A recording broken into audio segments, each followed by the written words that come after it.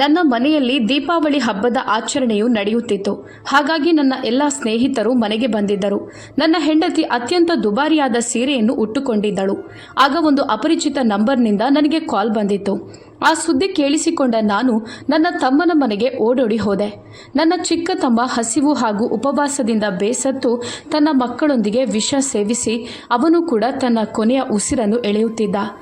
ಆ ಕ್ಷಣ ಅವನು ನನ್ನನ್ನು ನೋಡಿ, ಅಣ್ಣ, ಒಂದು ವೇಳೆ ನೀನು ನಿನ್ನ ದೇಣಿಗೆಯ ಮೊತ್ತವನ್ನು ನನಗೆ ಕೊಡ್ತಿದ್ರೆ ನಾನು ಇವತ್ತು ನನ್ನ ಮಕ್ಕಳಿಗೆ ವಿಷವನ್ನು ಉಳಿಸುತ್ತಿರಲಿಲ್ಲ ಎಂದು ಹೇಳಿದಾಗ ನನ್ನ ಹೃದಯವು ಸಿಡಿದು ಹೋಯಿತು. ನಾನು ಮನೆಗೆ ಹಿಂತಿರುಗಿ ಬಂದು ಬಾಗಿಲನ್ನು ತೆರೆದು ನೋಡಿದಾಗ ಅದು ನನ್ನ ಆತ್ಮವನ್ನೇ ಕಂಪಿಸುವಂತೆ ಮಾಡಿತ್ತು. ನಾನು ಮನೆಗೆ ಹಿಂತಿರುಗಿ ಬಂದಾಗ ಮನೆಯೊಳಗೆ ನಗು, ತಮಾಷೆ ಹಾಗೂ ಬೆಳಕಿನ ಮಿಂಚುಗಳು ಕೇಳಿಸಿತು. ನಾನು ತಕ್ಷಣವೇ ಒಳಗೆ ಹೋದೆ. ಮನೆ ಸಂತೋಷದಿಂದ ತುಂಬಿತ್ತು. ದೀಪಾವಳಿಯ ಹಬ್ಬವಾದ್ದರಿಂದ ಎಲ್ಲ ಕಡೆ ವರ್ಣರಂಜಿತ ದೀಪಗಳು, ಅತಿಥಿಗಳ ಮಾತುಕತೆಗಳು, ಮಕ್ಕಳ ನಗು ಕಿರುಚಾಟಗಳು ಪ್ರತಿಧ್ವನಿಸುತ್ತಿದ್ದವು. ಮನೆಯ ದುಬಾರಿ ಪರದೆ, ಹೊಸ ಪೀಠೋಪಕರಣಗಳು ಹಾಗೂ ಅಲಂಕಾರದ ಅದ್ಭುತ ವಸ್ತುಗಳು ಪ್ರತಿಯೊಬ್ಬ ಅತಿಥಿಯ ಮನಸ್ಸನ್ನು ಸೆಳೆಯುತ್ತಿದ್ದವು. ನನ್ನ ಹೆಂಡತಿ ಕುಸುಮ ದೀಪಾವಳಿಗಾಗಿ ಎಲ್ಲ ತಯಾರಿಗಳನ್ನು ಉತ್ಸಾಹದಿಂದ ಮಾಡಿದ್ದಳು. ತುಂಬಾ ದೊಡ್ಡ ಔತಣಕೂಟ ಏರ್ಪಡಿಸಲಾಗಿದ್ದರಿಂದ ಎಲ್ಲವನ್ನು ಹೊರಗಿನಿಂದ ತರಿಸಲಾಗಿತ್ತು.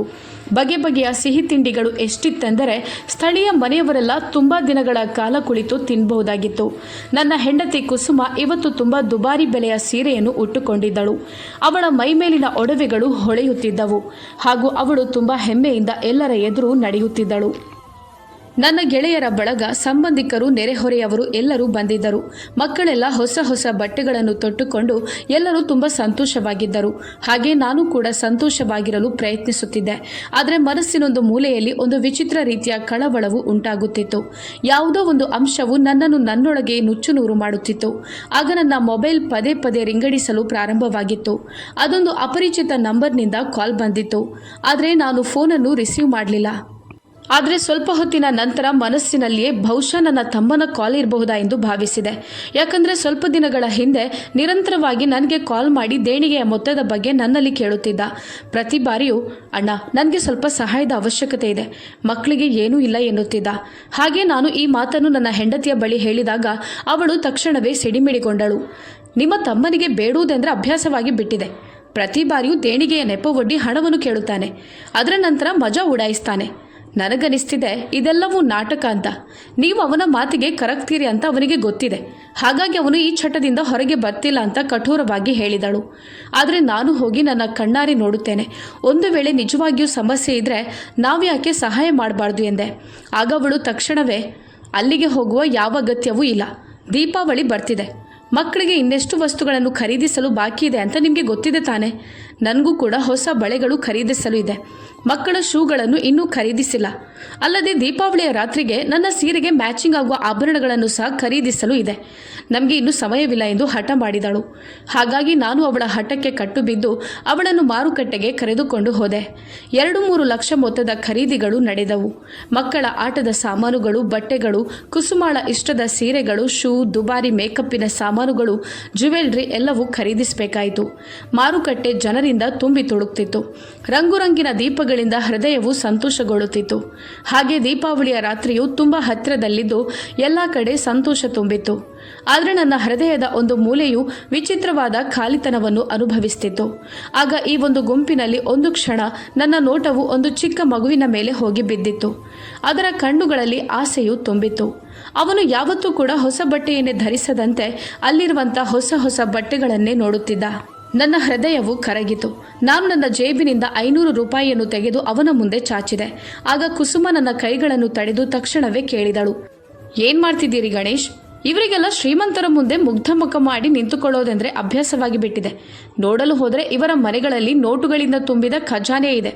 ನೀವು ಕಷ್ಟಪಟ್ಟು ದುಡಿಯೋದು ನಮ್ಮ ಮಕ್ಕಳಿಗಾಗಿ, ಇವರಿಗಾಗಿ ಅಲ್ಲ. ಬನ್ನಿ, ನೀವಿವರಿಗೆ ಐಸ್ ಕ್ರೀಮ್ ಕೊಡಿಸಿ ಎಂದು ಹೇಳುತ್ತಾ ನನ್ನನ್ನು ಎಳೆದುಕೊಂಡು ಹೋದಳು. ನಾನು ಮೌನವಾಗಿದ್ದೆ. ನನಗೆ ಏನು ಹೇಳುವ ಧೈರ್ಯವೂ ಬರಲಿಲ್ಲ. ಆ ಮಗು ಮೌನವಾಗಿ ತಾನಿದ್ದ ಸ್ಥಳದಿಂದ ಸರಿಯಿತು ಹಾಗೂ ನಾವು ಐಸ್ ಕ್ರೀಮ್ನ ಅಂಗಡಿಯ ಕಡೆಗೆ ತೆರಳಿದೆವು.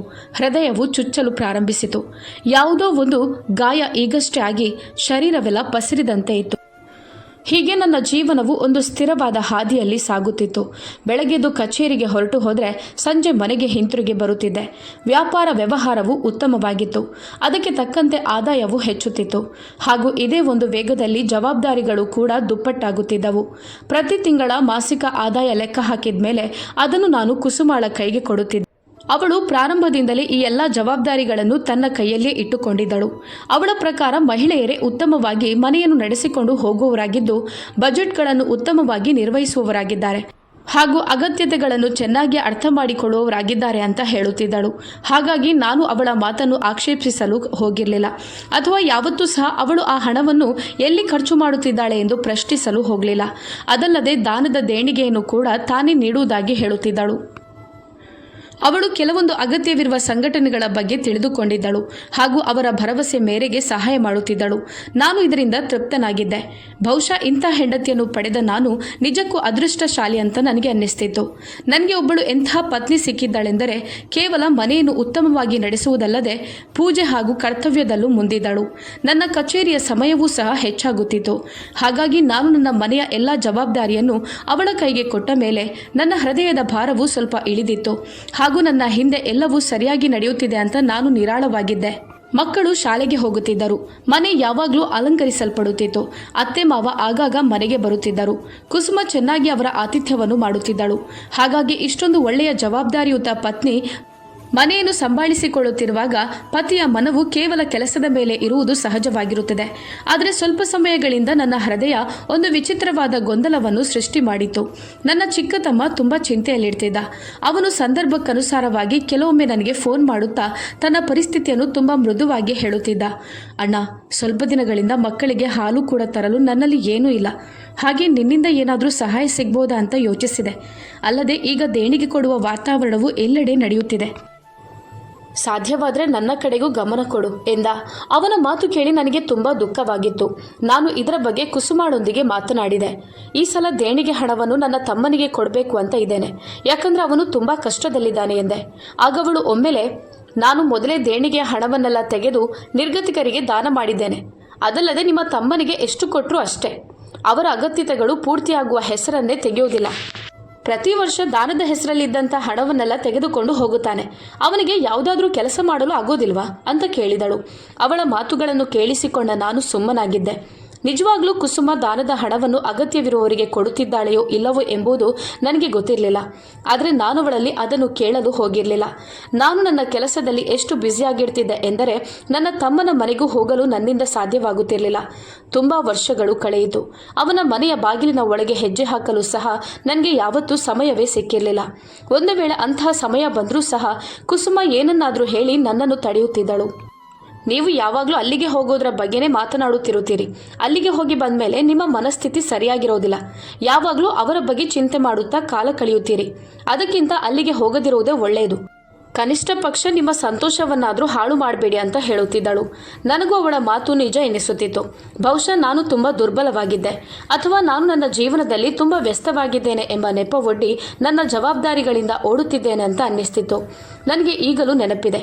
ಒಂದು ದಿನ ನಾನು ನಿಜವಾಗಿಯೂ ನನ್ನ ತಮ್ಮನ ಮನೆಗೆ ಇವತ್ತು ಹೋಗಲೇಬೇಕೆಂದು ಹೊರಟು ನಿಂತಿದ್ದೆ.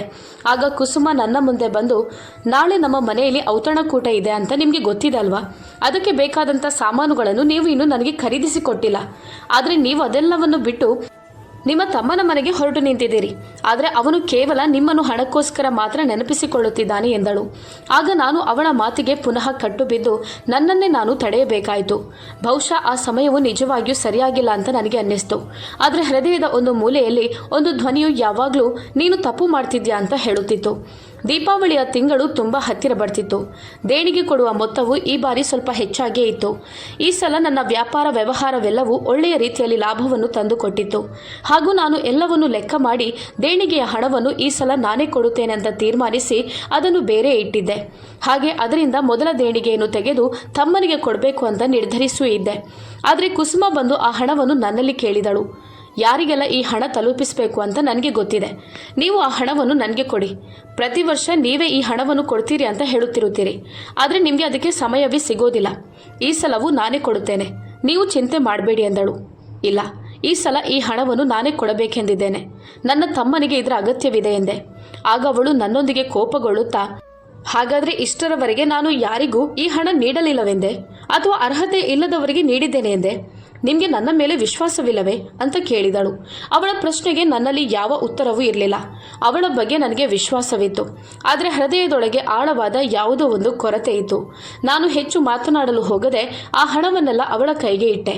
ಆಗ ಅವಳು ಆ ಹಣ ಅವಳ ಕೈಗೆ ತಲುಪಿದ ತಕ್ಷಣವೇ ಅದನ್ನು ತೆಗೆದುಕೊಂಡು ಹೋಗಿ ತನ್ನ ಡ್ರಾವರ್ನಲ್ಲಿ ಇಟ್ಟುಕೊಂಡಳು. ನಾನೇನು ಮಾತನಾಡಲು ಹೋಗಲಿಲ್ಲ. ಬಹುಶಃ ಇವಳು ನಾಳೆ ಕೊಡ್ಬೋದು ಅಥವಾ ನಾಳಿದ್ದು ಯಾರಿಗಾದರೂ ಅಗತ್ಯವಿರೋವರಿಗೆ ತಲುಪಿಸಬಹುದು ಅಂತ ಹೃದಯದಲ್ಲೇ ಅಂದುಕೊಂಡೆ. ಆದರೆ ಸಮಯವು ಕಳೆಯುತ್ತಾ ಹೋಯಿತು. ನನ್ನ ತಮ್ಮ ಫೋನ್ ಮಾಡುವುದನ್ನೇ ನಿಲ್ಲಿಸಿ ಬಿಟ್ಟಿದ್ದ. ಬಹುಶಃ ಅವನಿಗೆ ಈಗ ನನ್ನ ಮೇಲೆ ಯಾವ ಭರವಸೆಯೂ ಇರಲಿಲ್ಲ. ಆದರೆ ನಾನು ನನ್ನದೇ ಆದ ಪ್ರಪಂಚದಲ್ಲಿ ಮಗ್ನನಾಗಿದ್ದೆ. ಮಕ್ಕಳ ಸ್ಕೂಲ್, ಕುಸುಮಾಳ ಬೇಡಿಕೆಗಳು, ವ್ಯವಹಾರಗಳ ಏರಿಳಿತ ಇದೆಲ್ಲವೂ ನನ್ನ ಜೀವನದಲ್ಲಿ ನಡೆಯುತ್ತಲೇ ಇತ್ತು. ಆದರೆ ಎಲ್ಲೋ ಒಂದು ಕಡೆ ಮೌನದ ವೇದನೆಯ ತಂತಿ ಮೀಟುತ್ತಿದ್ದವು. ಎಲ್ಲವೂ ಇದ್ದೂ ಸಹ ಏನೋ ಅಪೂರ್ಣ ಅಂತ ಅನ್ನಿಸ್ತಿತ್ತು. ಒಂದು ದಿನ ನಾನು ಕುಸುಮಾಳಲ್ಲಿ ನೀನು ದೇಣಿಗೆ ಹಣವನ್ನು ನೀಡಿದ್ಯಾ ಅಂತ ಕೇಳಿದೆ. ಆಗವಳು ಹಾಂ ಅದು ಅವತ್ತೇ ಕೊಟ್ಟೆನಲ್ವಾ, ಯಾಕೆ ನಿಮಗೆ ಇನ್ನೂ ನಂಬಿಕೆ ಇಲ್ವಾ ಅಂತ ಕೇಳಿದಳು. ನಾನು ಲಘುವಾಗಿ ಮುಗುಳ್ನಗುತ್ತಾ ಅವಳನ್ನೇ ನೋಡಿದೆ. ಮೊದಲ ಬಾರಿ ನನಗೆ ನನ್ನ ಹೃದಯ ಮೋಸ ಮಾಡುವುದನ್ನು ನಿಲ್ಲಿಸಿತು. ನನ್ನಿಂದ ಏನೋ ಒಂದು ದೊಡ್ಡ ತಪ್ಪಾಗುತ್ತಿದೆ ಅಂತ ನನಗೆ ಅನ್ನಿಸ್ತು. ನಾನು ನನ್ನ ತಮ್ಮನಿಗೆ ಸಹಾಯ ಮಾಡಬೇಕು ಅಂತ ಬಯಸಿದ್ದೆ, ಆದರೆ ಕುಸುಮ ನನ್ನಿಂದ ಎಲ್ಲವನ್ನು ತೆಗೆದುಕೊಳ್ಳುತ್ತಿದ್ದಳು. ನಾನು ಮೌನವಾಗಿರ್ತಿದ್ದೆ, ಯಾಕಂದರೆ ಮೌನವಾಗಿರೋದು ನನ್ನ ಹವ್ಯಾಸವಾಗಿ ಬಿಟ್ಟಿತ್ತು. ವಾಸ್ತವದಲ್ಲಿ ನಿಜ ಏನಂದರೆ ನಾನು ಬಯಸಿಯೂ ಕೂಡ ನನ್ನ ತಮ್ಮನಿಗೆ ದೇಣಿಗೆ ಹಣವನ್ನು ಕೊಡಲು ಆಗುತ್ತಿರಲಿಲ್ಲ. ಯಾಕಂದರೆ ನನ್ನ ಹಣದಲ್ಲಿ ನನ್ನ ಅಧಿಕಾರವು ಯಾವತ್ತೋ ಕೊನೆಗೊಂಡಿತ್ತು. ಕುಸುಮಾಳ ವ್ಯಕ್ತಿತ್ವದಲ್ಲಿ ಒಂದು ವಿಚಿತ್ರವಾದ ಅಹಂಕಾರವು ತುಂಬಿತ್ತು. ತಮ್ಮಲ್ಲಿರುವ ಹಣ, ಐಶ್ವರ್ಯ, ಅರ್ಹತೆಯ ಮೇಲೆ ಅಹಂಕಾರ ಪಡಬೇಕೆಂಬ ಶಿಕ್ಷಣವು ಅವಳಿಗೆ ಬಾಲ್ಯದಿಂದಲೇ ಕಲಿಸಲಾಗಿತ್ತು. ಯಾಕಂದರೆ ಅವಳೊಂದು ದೊಡ್ಡ ಶ್ರೀಮಂತ ಮನೆತನದಿಂದ ಬಂದವಳಾಗಿದ್ದಳು. ಆ ಮನೆತನದವರು ಇನ್ನೊಬ್ಬರನ್ನು ಕೀಳಾಗಿ ಕಾಣುತ್ತಾ ತಮ್ಮನ್ನು ತಾವು ಶ್ರೇಷ್ಠರೆಂದು ಭಾವಿಸುತ್ತಿದ್ದರು. ನಮ್ಮ ಮದುವೆಯಾದಾಗ ನಾನೊಬ್ಬ ಮಧ್ಯಮ ವರ್ಗದ ಯುವಕನಾಗಿದ್ದೆ. ನನ್ನ ಪರಿಶ್ರಮದಿಂದ ನಾನು ಮುಂದೆ ಹೋಗಲು ಪ್ರಯತ್ನಿಸುತ್ತಿದ್ದೆ. ಅದು ಅಲ್ಲದೆ ನಾನು ಕುಸುಮಾಳ ಚಿಕ್ಕಪ್ಪನ ಕಂಪನಿಯಲ್ಲೇ ಕೆಲಸಕ್ಕೆ ಸೇರಿದ್ದೆ. ಹೀಗಾಗಿ ಅಲ್ಲೇ ಕೆಲಸ ಮಾಡುತ್ತಾ ಇದ್ದಂತೆಯೇ ನನ್ನ ಸಂಬಂಧವು ಕುಸುಮಾಳೊಂದಿಗೆ ನಿಶ್ಚಯವಾಯಿತು. ಅವಳ ಅಪ್ಪ ನಮ್ಮ ಮದುವೆಯನ್ನು ತುಂಬ ಸಡಗರ ಸಂಭ್ರಮದಿಂದ ಮಾಡಿದ್ದರು. ಅವರು ವರದಕ್ಷಿಣೆಯ ಮೇರೆಗೆ ನನಗೆ ಒಂದು ಫ್ಲ್ಯಾಟ್, ಬೆಲೆ ಬಾಳುವ ಸಾಮಾನುಗಳು, ಕಾರು, ಹಣ ಎಲ್ಲವನ್ನೂ ನೀಡಿದ್ದರು. ಹಾಗಾಗಿ ನಾನವರಿಗೆ ಕೃತಜ್ಞನಾಗಿದ್ದೆ. ಆದರೆ ನನ್ನ ಈ ಕೃತಜ್ಞತಾ ಭಾವ ಕುಸುಮಾಳ ನೋಟದಲ್ಲಿ ನನ್ನ ದೌರ್ಬಲ್ಯವಾಯಿತು. ಅವಳು ಯಾವತ್ತೂ ನನ್ನನ್ನು ತನ್ನ ಸಮಾನ ಎಂದು ಪರಿಗಣಿಸಲಿಲ್ಲ. ಇಂದು ನಾನು ಏನಾಗಿದ್ದೇನೆಯೋ ಅದೆಲ್ಲವೂ ತನ್ನ ಮನೆತನದಿಂದ ಸಿಕ್ಕಿದ್ದಾಗಿದೆ ಅಂತ ಹೇಳುತ್ತಿದ್ದಳು. ಯಾವ ಮನೆಯಲ್ಲಿ ನೀವು ಇದ್ದೀರೋ ಅದು ನನ್ನ ತಂದೆ ಕೊಟ್ಟದ್ದಾಗಿದೆ. ಯಾವ ಕಾರನ್ನು ನೀವು ಚಲಾಯಿಸ್ತಿದ್ದೀರೋ ಅದು ನನ್ನ ಚಿಕ್ಕಪ್ಪನ ಉಡುಗೊರೆಯಾಗಿದೆ. ಎಲ್ಲಿ ನೀವು ಕೆಲಸ ಮಾಡ್ತಿದ್ದೀರೋ ಅದು ಕೂಡ ನಮ್ಮ ಮನೆತನದ ಕಂಪನಿಯಾಗಿದೆ ಅಂತ ಆಗಾಗ ಹಂಗಿಸುತ್ತಿದ್ದಳು. ಅದನ್ನು ಕೇಳಿ ನಾನು ಯಾವಾಗಲೂ ಮೌನವಾಗಿರ್ತಿದ್ದೆ. ಬಹುಶಃ ಕೃತಜ್ಞತಾ ಭಾವದಿಂದ ಇರೋದೇ ಒಳ್ಳೆಯದು ಅಂತ ಅಂದುಕೊಳ್ಳುತ್ತಿದ್ದೆ. ಈ ಕೃತಜ್ಞತಾ ಭಾವವು ಯಾವಾಗ ಗುಲಾಮಿಗಿರಿಯಾಗಿ ಬದಲಾಯಿತೋ ನನಗೆ ಗೊತ್ತಾಗಲಿಲ್ಲ. ಒಂದು ದಿನ ದೀಪಾವಳಿಯ ಸಮಯ. ನನ್ನ ತಮ್ಮನ ಹೆಂಡತಿ ನನಗೆ ಫೋನ್ ಮಾಡಿದ್ದಳು. ಅವಳ ಸ್ವರದಲ್ಲಿ ಮುಜುಗರವಿತ್ತು. ಅವಳ ಕಣ್ಣುಗಳಲ್ಲಿ ತೇವಾಂಶವಿದ್ದು ಸ್ವರದಲ್ಲಿ ಹಿಂಜರಿಕೆ ಇತ್ತು. ಅವಳು ತನ್ನ ಮಾತನ್ನು ಮುಂದುವರಿಸುತ್ತಾ, ಭಾವ, ಸಾಧ್ಯವಾದರೆ ಮಕ್ಕಳಿಗೆ ಕೆಲವು ಬಟ್ಟೆಗಳನ್ನು ತಂದುಕೊಡಿ. ಈ ಬಾರಿ ಕೂಡ ನನ್ನ ಮಕ್ಕಳಿಗೆ ಏನೂ ಇಲ್ಲ. ನಾವಾಗೇ ಖರೀದಿಸುವಷ್ಟು ಶಕ್ತಿ ನಮಗಿಲ್ಲ ಎಂದಳು. ಅದನ್ನು ಕೇಳಿ ನನ್ನ ಹೃದಯ ತುಂಬಿ ಬಂದಿತ್ತು. ನಾನು ತಕ್ಷಣವೇ ಸ್ವಲ್ಪ ಹಣವನ್ನು ಬ್ಯಾಂಕಿನಿಂದ ತೆಗೆದು ನನ್ನ ತಮ್ಮನ ಮನೆಗೆ ಹೋದೆ. ಆ ದೃಶ್ಯವು ಇನ್ನೂ ನನ್ನ ಕಣ್ಣ ಮುಂದೆಯೇ ಇದೆ. ಮಕ್ಕಳು ಹರಿದ ಬಟ್ಟೆಯಲ್ಲಿದ್ದರು. ಮನೆಯ ಸಾಮಾನುಗಳೆಲ್ಲ ಚೆಲ್ಲಾಪಿಲ್ಲಿಯಾಗಿತ್ತು. ಫ್ರಿಡ್ಜ್ ಖಾಲಿಯಾಗಿ ಒಲೆಯು ತಣ್ಣಗಾಗಿತ್ತು. ನಾನು ಏನು ಹೇಳದೆ ಕೇಳದೆ ಆ ಹಣವನ್ನೆಲ್ಲ ನನ್ನ ತಮ್ಮನ ಕೈಗೆ ಇಟ್ಟೆ. ಅವನು ಅಳುತ್ತಿದ್ದ. ನಾನು ಯಾವುದೋ ಒಂದು ಕರ್ತವ್ಯವನ್ನು ಮುಗಿಸಿದೆ ಅಂತ ಅನ್ನಿಸ್ತಿತ್ತು. ಹೀಗೆ ನಾನು ಅಲ್ಲಿಂದ ನನ್ನ ಮನೆಗೆ ತಲುಪಿದ ಸ್ವಲ್ಪ ಸಮಯದ ನಂತರ ಕುಸುಮಾಳ ಬದಲಾದ ವ್ಯಕ್ತಿತ್ವವನ್ನು ನೋಡಿ ನನಗೆ ಆಶ್ಚರ್ಯವಾಗಿತ್ತು. ಅವಳ ಕೈಗೆ ನನ್ನ ಹಣದ ರಶೀದಿಯು ಸಿಕ್ಕಿದ್ದರಿಂದ ಅದನ್ನು ನೋಡಿ ಅವಳ ಮುಖವು ಕೆಂಪೇರಿತು. ಅವಳು ಒಮ್ಮೆಲೆ ಕಿರುಚುತ್ತಾ, ನೀನು ಯಾರು ನನ್ನ ಹಣವನ್ನು ಇನ್ನೊಬ್ಬರಿಗೆ ನೀಡಲು? ಇದನ್ನೆಲ್ಲ ನೀನು ನನ್ನಲ್ಲಿ ಕೇಳಿ ಮಾಡಿದ್ಯಾ? ನನ್ನಲ್ಲಿ ಕೇಳದೆ ಈ ರೀತಿ ಕೆಲಸ ಮಾಡಲು ನಿನಗೆ ಏನು ಹಕ್ಕಿದೆ ಅಂತ ಕೇಳಿದಳು. ನಾನು ಮೃದುವಾದ ಸ್ವರದಲ್ಲಿ ಅವಳಿಗೆ ಹೇಳಿದೆ, ಅವನು ನನ್ನ ತಮ್ಮ. ಅವನ ಮಕ್ಕಳಿಗೆ ಧರಿಸಲು ಬಟ್ಟೆಗಳಿರಲಿಲ್ಲ. ನಾನು ಕೇವಲ 2,000 ಮಾತ್ರ ನೀಡಿದ್ದೇನೆ. ಅದರಲ್ಲಿ ಏನಾಗಬೇಕಾಗಿದೆ ಅಂತ ಕೇಳಿದೆ. ಆದರೆ ಈ ಬಾರಿ ಅವಳು, ನನ್ನ ಹಣಕ್ಕೆ ಕೈ ಹಾಕುವಂಥ ಅರ್ಹತೆ ನಿನ್ನ ತಮ್ಮನಿಗೆ ಏನಿದೆ? ನನ್ನ ಮನೆಯವರು ಬಂದಾಗ ನಾನವರಿಗೆ ಉಡುಗೊರೆಗಳನ್ನು ನೀಡಿದರೆ, ಅವರಿಗೆ ಬೇಕಾದದ್ದನ್ನು ಮಾಡಿಕೊಟ್ರೆ ನೀವು ನನ್ನೊಂದಿಗೆ ಕೋಪಗೊಳ್ಳುತ್ತೀರಿ. ಆದರೆ ಅದೇ ನಿಮ್ಮ ಸಂಬಂಧಿಕರ ಮಾತು ಬಂದಾಗ ನಿಮ್ಮ ಹೃದಯ ಕರಗುತ್ತದೆ. ನೀವು ಅವರಿಗೆ ಸಹಾಯ ಮಾಡಬೇಕೆಂಬ ಆಸೆಯಿಂದ ತುದಿಗಾಲಲ್ಲಿ ನಿಲ್ತೀರಿ ಅಂತ ಹೇಳಿದಳು. ನಾನು ಅವಳಲ್ಲಿ ವಾದ ಮಾಡಲು ಹೋಗಲಿಲ್ಲ.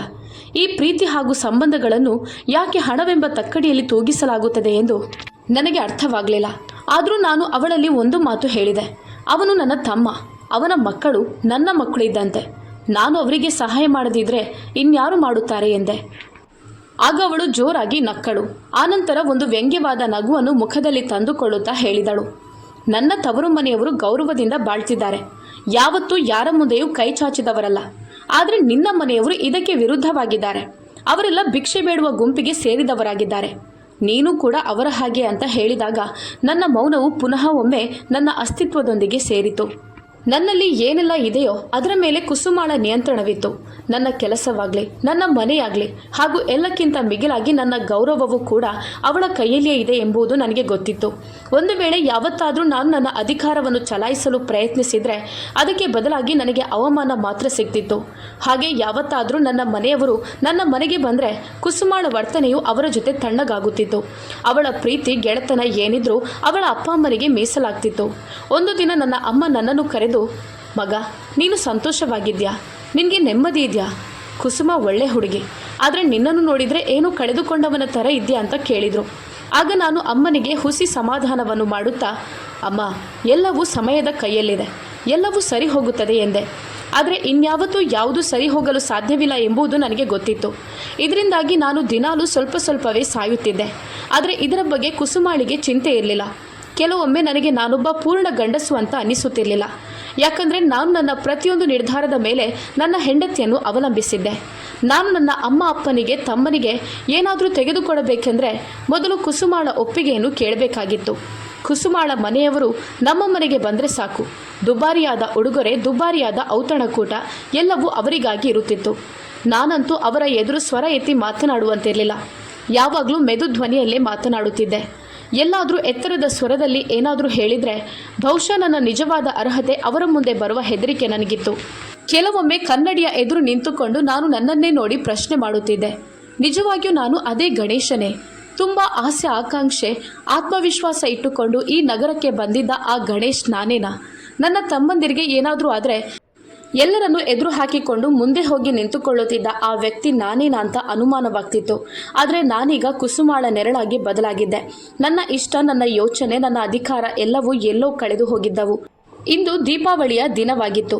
ಮನೆಯ ಮೂಲೆ ಮೂಲೆಯು ಬೆಳಗಿನಿಂದಲೇ ಸಡಗರ ಸಂಭ್ರಮದಿಂದ ಹೊಳೆಯಲು ಪ್ರಾರಂಭವಾಗಿತ್ತು. ಕುಸುಮ ಅಡುಗೆ ಮನೆಯಲ್ಲಿ ಅತಿಥಿಗಳಿಗೋಸ್ಕರ ಬೇಕಾದ ಎಲ್ಲ ತಯಾರಿಗಳನ್ನು ಮಾಡುವುದರಲ್ಲಿ ಬ್ಯುಸಿಯಾಗಿದ್ದಳು. ನಾನು ಹಾಲ್ನಲ್ಲಿ ಇದ್ದಂಥ ಜೋಕಾಲಿಯಲ್ಲಿ ಕುಳಿತುಕೊಂಡು ಮಕ್ಕಳನ್ನೇ ನೋಡುತ್ತಿದ್ದೆ. ಅವರು ತಮ್ಮ ಹೊಸ ಬಟ್ಟೆಗಳನ್ನು ಹಾಕಿಕೊಂಡು ಉತ್ಸಾಹದಿಂದ ಆ ಕಡೆ ಈ ಕಡೆ ಓಡಾಡುತ್ತಿದ್ದರು. ಎಲ್ಲೆಡೆಯೂ ನಗು, ತಮಾಷೆ. ದೀಪಾವಳಿಗೆ ಬೇಕಾದಂಥ ದುಬಾರಿಯಾದ ಉಡುಗೊರೆಗಳ ಹೊಳಪು, ಸುಗಂಧ ದ್ರವ್ಯಗಳ ಸುವಾಸನೆ, ಅಡುಗೆ ಮನೆಯಿಂದ ಬರುತ್ತಿದ್ದಂಥ ಭಕ್ಷ್ಯ ಭೋಜನಗಳ ಘಮಘಮಿಸುವಿಕೆ ಇವೆಲ್ಲವೂ ಸಂಪೂರ್ಣತೆಯನ್ನು ಎದ್ದು ತೋರಿಸುತ್ತಿತ್ತು.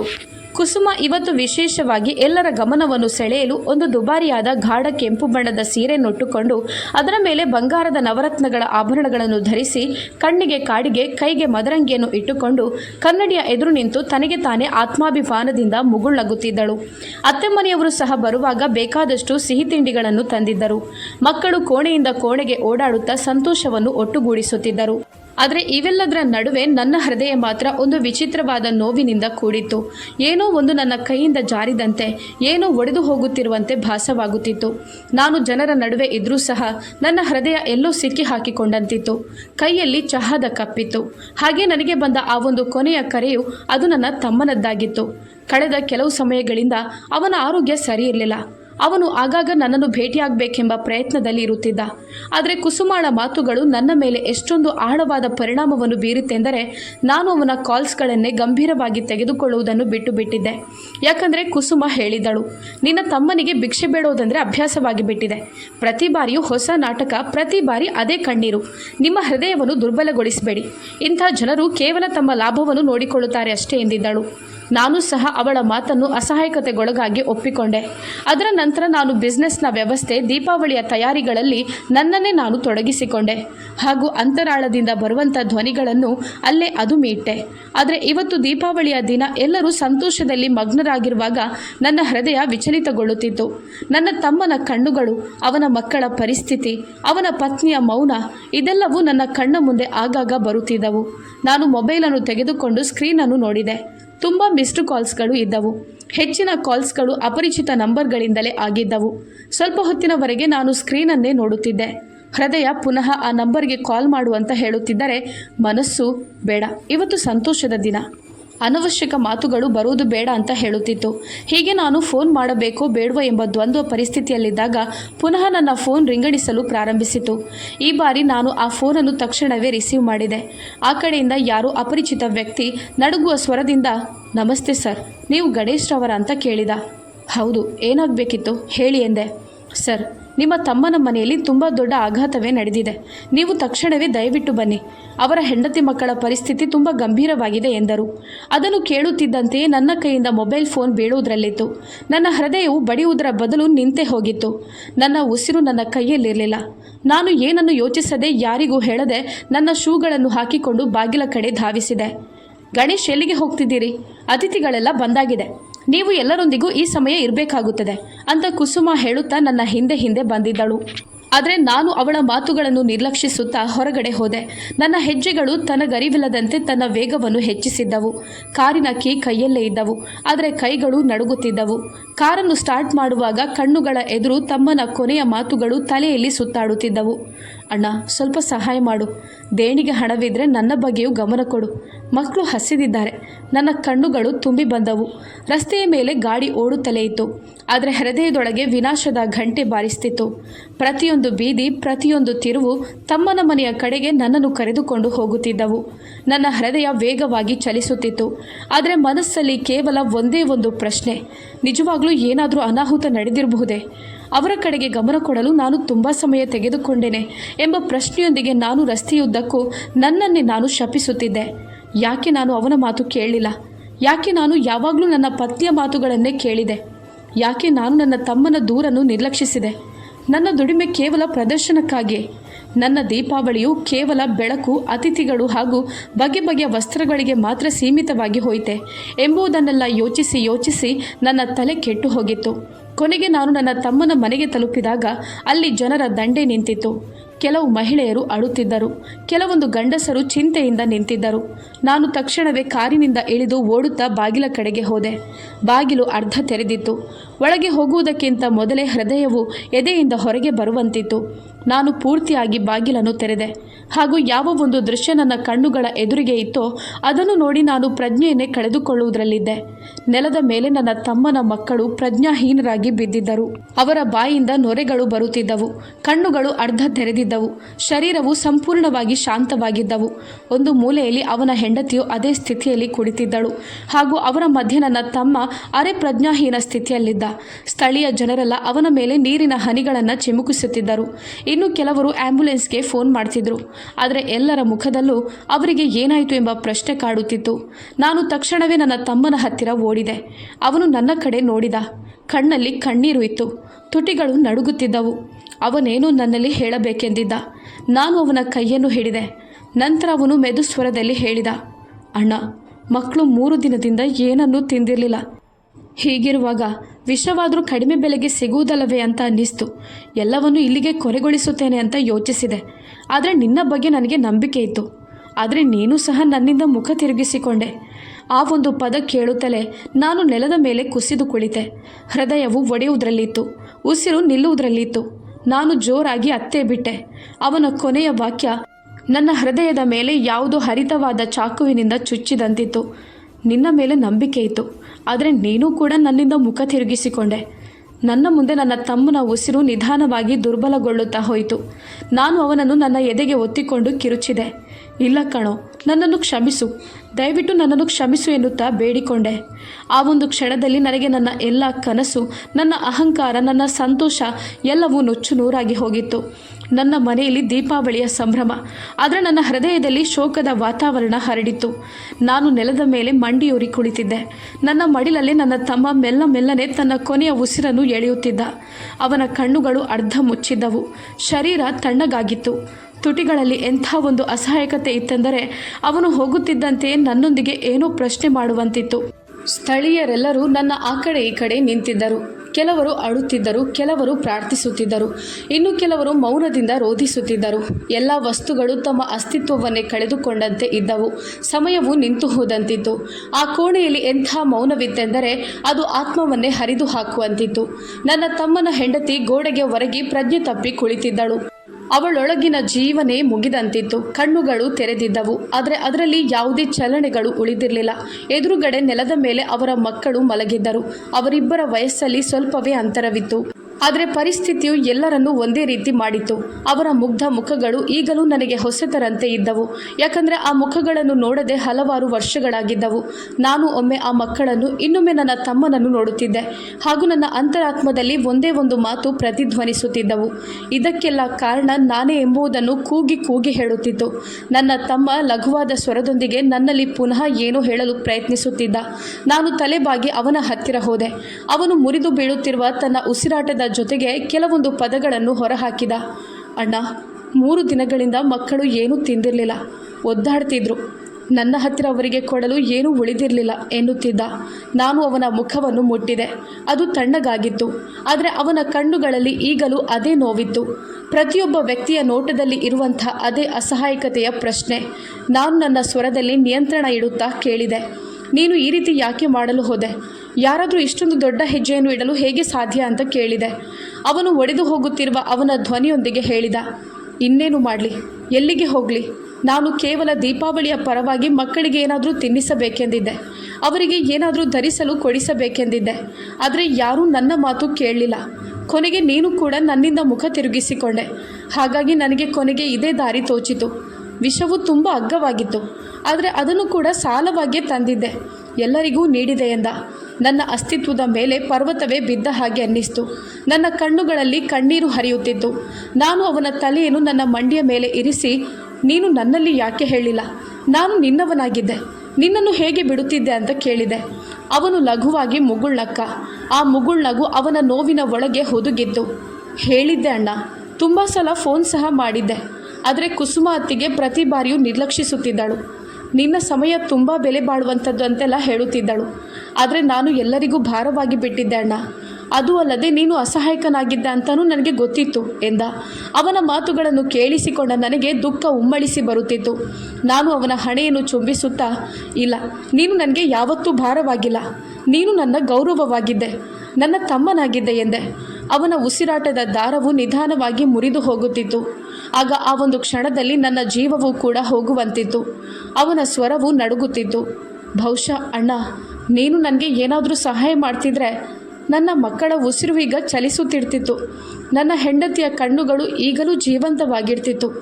ನನ್ನನ್ನು ಕ್ಷಮಿಸು ಅಣ್ಣ, ನಾನು ಸಮಯದ ಎದುರು ದುರ್ಬಲನಾಗಿ ಬಿಟ್ಟೆ ಎಂದ. ನಾನು ಅವನನ್ನು ನನ್ನ ಎದೆಯಲ್ಲಿ ಅಪ್ಪಿಕೊಂಡೆ. ಅವನ ಶರೀರದಿಂದ ಅವನ ಪ್ರಾಣವು ಮೆಲ್ಲನೆ ಹೋಗುತ್ತಿತ್ತು.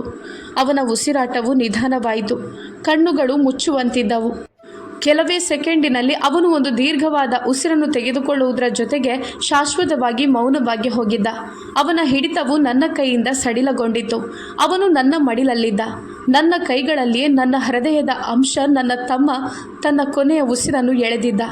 ಅವನನ್ನು ನನ್ನ ಎದೆಗೆ ಅಪ್ಪಿಕೊಂಡು ನಾನು ಅಲ್ಲೇ ಕುಳಿತಿದ್ದೆ. ನನಗೆ ಪ್ರಜ್ಞೆ ಇರಲಿಲ್ಲ. ಹೊರಗೆ ಏನು ನಡೆಯುತ್ತಿದೆ, ಜನರು ಏನು ಹೇಳುತ್ತಿದ್ದಾರೆ, ಪೊಲೀಸರು ಬರುತ್ತಾರೆ ಅಥವಾ ಆ್ಯಂಬುಲೆನ್ಸ್ ಬರುತ್ತಿದೆ ಎಂದು ಒಂದೂ ಗೊತ್ತಾಗುತ್ತಿರಲಿಲ್ಲ. ನನ್ನ ಕಿವಿಗಳಿಗೆ ಕೇವಲ ನನ್ನ ತಮ್ಮನ ಕೊನೆಯ ಮಾತುಗಳು ಪ್ರತಿಧ್ವನಿಸುತ್ತಿದ್ದವು. ವಿಷವು ತುಂಬ ಅಗ್ಗವಾಗಿತ್ತು. ಬಹುಶಃ ನೀನು ದೇಣಿಗೆ ಹಣವನ್ನು ಕೊಡುತ್ತಿದ್ದರೆ ಅಣ್ಣ. ನನ್ನ ಕಣ್ಣುಗಳಿಂದ ಕಣ್ಣೀರು ಇನ್ನೂ ಕೂಡ ನಿಲ್ಲುತ್ತಿರಲಿಲ್ಲ. ನಾನು ಅಳುತ್ತಲೇ ಇದ್ದೆ. ನನ್ನ ಹೃದಯದ ನೋವು ಎಷ್ಟೊಂದು ಹೆಚ್ಚಾಗಿತ್ತೆಂದರೆ ನಾನು ಸಹ ಅದೇ ಕ್ಷಣ ಸಾಯುತ್ತೇನೆ ಎಂಬಂತಿತ್ತು. ನಾನು ಅಲ್ಲಿ ಲಕ್ಷ ಖರ್ಚು ಮಾಡಿ ದೀಪಾವಳಿಯನ್ನು ಆಚರಿಸುತ್ತಿದ್ದೆ. ಹೆಂಡತಿ ಮಕ್ಕಳಿಗೆ ದುಬಾರಿ ಬೆಲೆಯ ವಸ್ತುಗಳನ್ನು ತೆಗೆದುಕೊಟ್ಟು ಅವರನ್ನು ಮೆರೆಸಿದ್ದು ಇದೇ ಅವಕಾಶಕ್ಕಾಗಿರ? ದೀಪಗಳು, ಬಣ್ಣಗಳು ಹಾಗೂ ಅತಿಥಿಗಳೊಂದಿಗೆ ಸಂಭಾಷಣೆಯಲ್ಲಿ ತೊಡಗಿದ್ದ ದೀಪಾವಳಿ ಇದೇನಾ?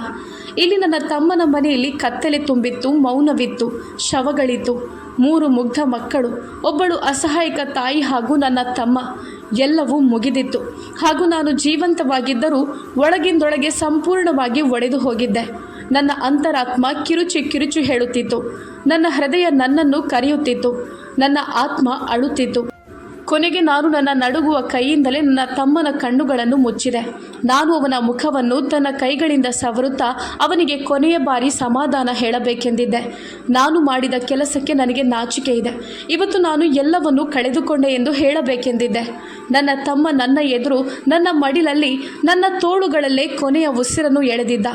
ಅದರ ಜೊತೆಗೆ ನನ್ನ ಮಾನವೀಯತೆ, ನನ್ನ ಗೌರವ, ನನ್ನ ಅಂತರಾತ್ಮ ಎಲ್ಲವೂ ತನ್ನ ಅಸ್ತಿತ್ವವನ್ನು ಕಳೆದುಕೊಂಡಿತ್ತು. ನಾನು ಈಗಲೂ ಅಲ್ಲೇ ನೆಲದ ಮೇಲೆ ಕುಳಿತಿದ್ದೆ.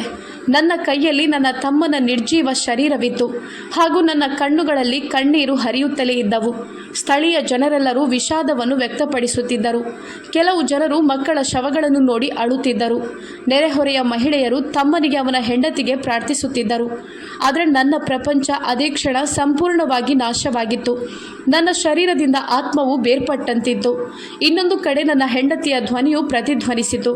ಸ್ವಲ್ಪ ಹೊತ್ತಿಗಿಂತ ಮೊದಲೇ ಕಿರುಚುತ್ತಾ, ಎಲ್ಲಿಗೆ ಹೋಗ್ತಿದ್ದೀರಿ? ಅತಿಥಿಗಳು ಬಂದಿದ್ದಾರೆ ಅಂತ ಹೇಳುತ್ತಿದ್ದಳು. ಆದರೆ ನಾನು ನನ್ನ ತಮ್ಮನ ಶವದ ಜೊತೆ ಇಲ್ಲಿದ್ದೆ. ನಾನು ಅವನಿಗೆ ಅವನ ಹಕ್ಕನ್ನು ಕೊಡಲಿಲ್ಲ ಎಂಬ ಕಾರಣಕ್ಕೋಸ್ಕರ ಅವನು ಈಗ ನನ್ನ ಮಧ್ಯದಲ್ಲಿ ಇಲ್ಲ. ಹಾಗೆ ನಾನು ಅವನನ್ನು ನಿರ್ಲಕ್ಷಿಸಿ ಅವನು ಪ್ರಾಣ ಕಳೆದುಕೊಳ್ಳುವಂತೆ ಮಾಡಿಬಿಟ್ಟೆ. ಪ್ರತ್ಯಕ್ಷವಾಗಿಯೋ ಪರೋಕ್ಷವಾಗಿಯೋ ನಾನೇ ಅವನ ಸಾವಿಗೆ ಕಾರಣನಾದೆ. ಆಗಲೇ ನನ್ನ ಫೋನ್ ಪುನಃ ರಿಂಗಾಯಿತು. ಸ್ಕ್ರೀನ್ನ ಮೇಲೆ ಕುಸುಮಾಳ ಹೆಸರು ಮಿನುಗುತ್ತಿತ್ತು. ನಾನು ನಡುಗುವ ಕೈಯಿಂದಲೇ ಫೋನನ್ನು ಎತ್ತಿದೆ. ಕಣ್ಣೀರನ್ನು ಒರೆಸುತ್ತಾ ಫೋನನ್ನು ಕಿವಿಗೆ ಇಟ್ಟೆ. ಎಲ್ಲಿದ್ದೀರಿ ಗಣೇಶ್? ಇಲ್ಲಿ ಎಲ್ಲರೂ ನಿಮ್ಮನ್ನೇ ಹುಡುಕ್ತಿದ್ದಾರೆ. ಯಾಕೆ ಹೇಳ್ದೆ ಕೇಳದೆ ಹೋದ್ರಿ? ನಿಮಗೆ ಬುದ್ಧಿ ಇಲ್ವಾ ಅಂತ ಕೇಳಿದಳು. ಅವಳ ಸ್ವರದಲ್ಲಿ ಅದೇ ಅಹಂಕಾರ, ಅದೇ ಗಾಂಭೀರ್ಯ, ಅದೇ ನಿರ್ಲಕ್ಷ್ಯತನ. ಅದನ್ನು ನಾನು ಹಲವು ವರ್ಷಗಳಿಂದ ಕೇಳುತ್ತಾ ಬಂದಿದ್ದೆ. ನಾನು ಈಗಲೂ ಮೌನವಾಗಿದ್ದೆ. ಆದರೆ ಕಣ್ಣೀರನ್ನು ನಿಲ್ಲಿಸಲು ಸಾಧ್ಯವಾಗಲಿಲ್ಲ. ಆ ಫೋನನ್ನು ಅಲ್ಲಿಗೆನೆ ಕಟ್ ಮಾಡಿ ಬಿಡುವ ಅಂತ ಅನ್ನಿಸ್ತು. ಆದರೆ ನಾಲಗೆಯು ಅದಕ್ಕಿಂತ ಮೊದಲೇ ಏನನ್ನು ಹೇಳಿಬಿಟ್ಟಿತು. ಕುಸುಮ, ನನ್ನ ತಮ್ಮ ತೀರಿ ಹೋಗಿದ್ದಾನೆ ಎಂದೆ. ಸ್ವಲ್ಪ ಸಮಯ ಅಲ್ಲಿ ಮೌನವು ಆವರಿಸಿತು. ಬಹುಶಃ ಅವಳ ಧ್ವನಿಯಲ್ಲಿ ಇನ್ನಾದರೂ ದುಃಖ ಬರಬಹುದು, ಬಹುಶಃ ಅವಳು ನಡುಗುತ್ತಿರಬಹುದು ಅಂದುಕೊಂಡೆ. ಆದರೆ ಅದರ ನಂತರ ನಾನು ಕೇಳಿಸಿಕೊಂಡ ಅವಳ ಮಾತುಗಳು ನನ್ನ ಯೋಚನೆಗಳಿಗಿಂತಲೂ ನಿರ್ದಯಿಯಾಗಿದ್ದವು. ಹೋ, ದೇವರಿಗೆ ಎಷ್ಟು ಧನ್ಯವಾದ ಹೇಳಿದರೂ ಸಾಲದು. ಪ್ರತಿ ಸಲ ಅತ್ತು ಗೋಳಾಡುವ ಆ ವ್ಯಕ್ತಿ ಈಗಲಾದರೂ ನಮ್ಮ ಬೆನ್ನು ಬಿಟ್ಟರಲ್ವಾ? ಪ್ರತಿನಿತ್ಯದ ದೂರು ಭಿಕ್ಷೆ ಬೇಡೋದು ನಿಮ್ಮ ಮೇಲೆ ಅವರ ಪ್ರಭಾವ. ಅಬ್ಬಾ, ಇನ್ನು ಮುಂದೆ ನೆಮ್ಮದಿಯಿಂದ ಇರ್ಬೋದು ಅಂತ ನಿರಾಳವಾಗಿ ಹೇಳಿದಳು. ಅವಳ ಒಂದೊಂದು ಪದಗಳು ನನ್ನ ಹೃದಯವನ್ನೇ ಸೀಳುತ್ತಿದ್ದವು. ಉಸಿರು ಅಲ್ಲೇ ನಿಂತು ಹೋದಂತಿದ್ದವು. ಅವಳಿಗೆ ನಾನು ಏನನ್ನು ಹೇಳಬೇಕೆಂದಿದ್ದೆ, ಆದರೆ ಪದಗಳೇ ಸಿಗುತ್ತಿರಲಿಲ್ಲ. ತುಟಿಗಳು ನಡುಗುತ್ತಿದ್ದವು. ನಾನು ಕಷ್ಟಪಟ್ಟು ಅವಳಲ್ಲಿ ಕೇಳಿದೆ, ಕುಸುಮ, ನಿನಗೆ ನಾಚಿಕೆ ಆಗೋದಿಲ್ವಾ?